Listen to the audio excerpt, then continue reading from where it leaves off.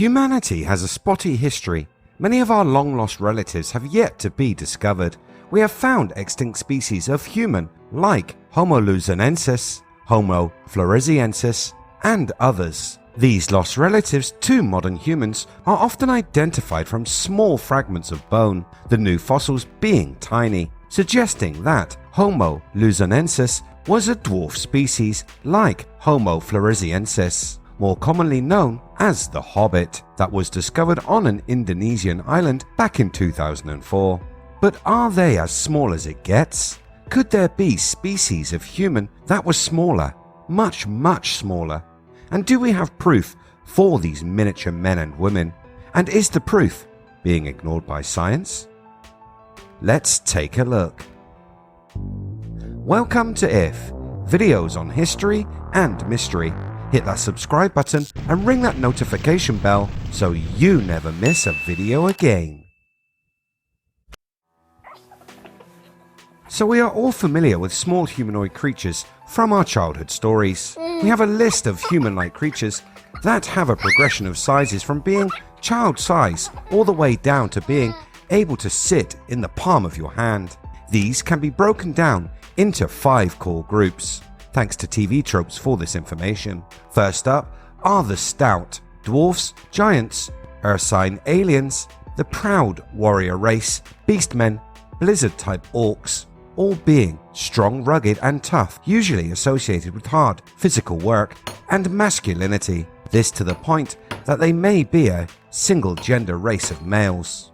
The archetypal stout in the fantasy world being the dwarf, while in science fiction, the role may be given to one of the more warlike alien races, robots or cyborgs, or possibly even humans genetically or cybernetically enhanced for heavy labor or life on high-gravity planets. Stouts can be quick to anger and often have a culture focused on strength, honor, and martial values. They may also share an uneasy peace with other peoples of the setting. Second up are the fairy, elves, and angelic races, the most magical or technological race, relatively speaking, and often depicted as so removed from the other races as to border on the alien or out of touch. This can make some of the other races, especially the stouts, openly despise them. It can include angelic types or, on rare occasions, even gods. The typical fairy is an elf, correspondingly more feminine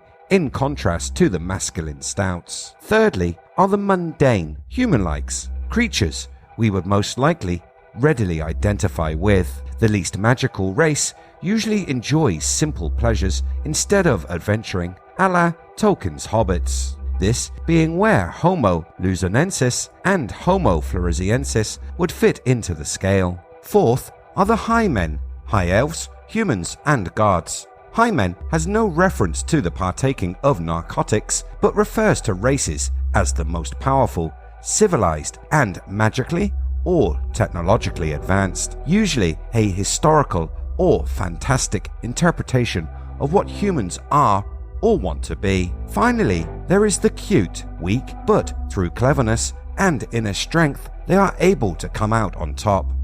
They tend to either overlap with mundanes to produce hobbits or fairies to produce gnomes, but usually designed with a larger dose than usual of fun personified. At this point, you may be asking, why are we looking at a classification of humanoid types from board games, books, and movies? And why is it so important?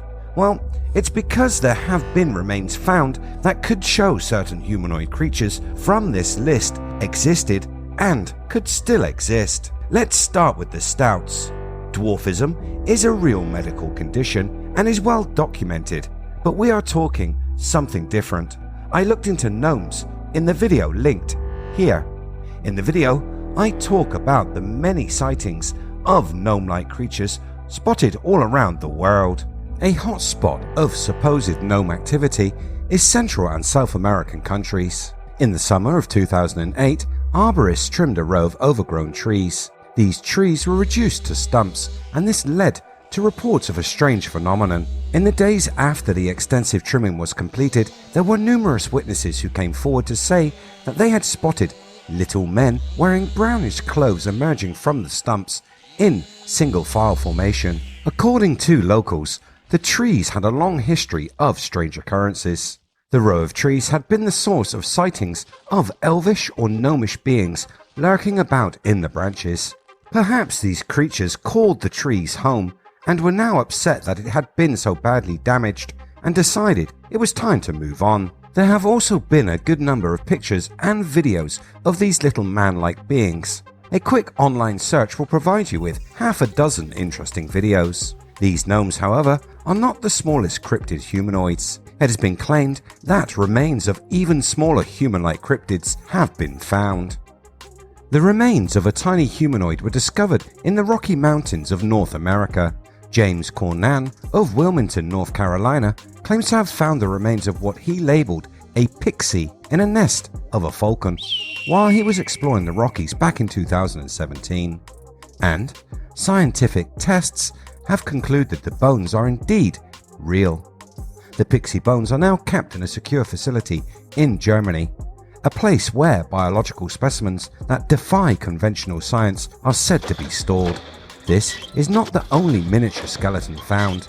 The Derbyshire mummified fairy was discovered back in 2007. It is an 8-inch creature complete with wings, skin, teeth and flowing red hair, and it has been examined by anthropologists and forensic experts who, surprisingly, confirmed the body as genuine.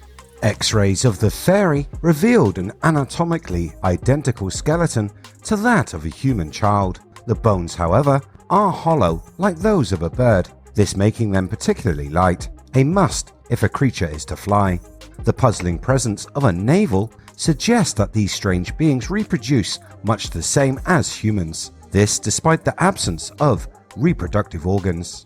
Another well-known fairy skeleton is from late in the last century, a complete skeleton which was uncovered just outside Dorset, Vermont. The Dorset skeleton forced fae or fairy experts to adjust their tactics when hunting for evidence of the cryptid. The skeleton found in the Vermont hills provided evidence that fairies were, in fact, endemic to North America and were likely to be found in mountainous forested areas. Forests, trees may be providing a home for these little fellas, and going back to the case with the South American trees, a home which when destroyed forces these little critters to move on. Skeptics have argued that the bones of the fairy were somewhat bird-like and could have been assembled from those of a known species, a quail for example. They argued that the creature had no clear evolutionary predecessor, and without either evidence in the fossil record or a complete specimen, the biological community would not take the claim seriously. Remember this, I will touch on it again later. Their skeptical cynicism was said to have been undone when paleontologists uncovered a nearly complete fairy fossil preserved in Vermont slate.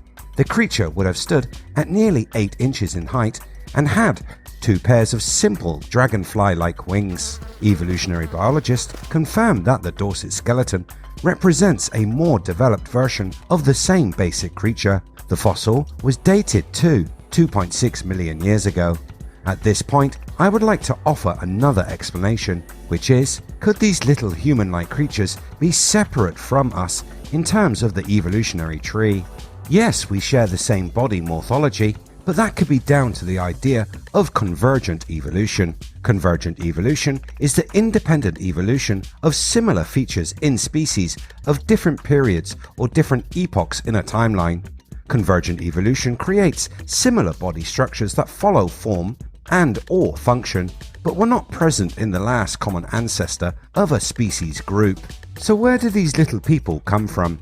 Maybe we have had the answer with us for a long while, but we just mislabeled what we had found. Could these miniature humanoids be alien? In my video on alien fossils, linked above, I looked at the remains which have been found and are claimed to be extraterrestrial. These included Russia's Kyshtym alien and the famous mummified corpse of Atta. It is often said that aliens are demons, as if this classifies them as some other type of being, when all that is really happening is a different name is being put onto the same creatures. You say tomato, I say tomato. So which of these two options do you favour? Are the many types of small humanoids part of an undiscovered branch of the human evolutionary tree? Or are they alien races that have settled here on planet Earth? Let me know your thoughts in the comments below. As you may be aware, I'm currently running a giveaway. You can grab yourself a free Disclosure shirt by following the details outlined in the video link. As promised, I will leave another clue to help you on your hunt. Here goes. To find the president, look for the air vehicle that flies in secret. And as always, if you like what I do here on the channel, hit that red button, like and share. You can catch the latest by searching We Are If. Thanks so much for watching. I'll see you next time.